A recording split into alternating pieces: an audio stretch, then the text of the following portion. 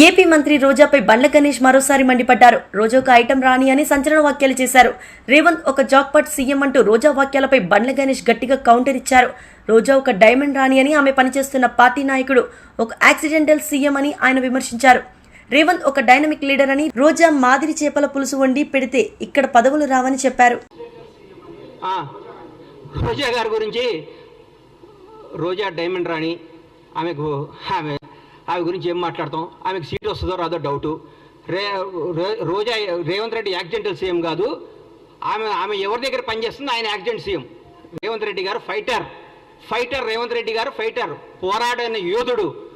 భారతదేశంలో ఇట్లాంటి యోధులు చాలా తక్కువ మంది ఉంటారు. ఈయన యోధుడు. ఈయన పోరాడి కష్టపడి తనేందో నిరూపించుకొని ముఖ్యమంత్రి పదవి తెచ్చుకున్నాడు. యాక్సిడెంటల్ సీఎం అయితే నాన్నగారు చనిపోతేనో, నాన్నగారు వారసత్వం వస్తేనో, ఇంకోటి వస్తేనో, నీలాగా పులుసు వండి పెడితేనే వస్తుంది.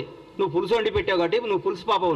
నువ్వు వదిలే. నువ్వు రేపో మాపో మాజీ అవుతావు. ఆ మాజీ ఈ మాజీ కలిసి పెట్టి ఇక్కడ వచ్చి జబర్దస్త్ ప్రోగ్రామ్ చేసుకుంటా, పగల జబర్దస్త్ షూటింగు, నైట్ పూట ఏమో మాజీలు కలిసి తాజాగా కేజీలు తెచ్చుకొని పులుసు వండుకొని పెట్టుకోను. అంతేగాని మా ముఖ్యమంత్రి అనే స్థాయి నీది కాదమ్మా తల్లి.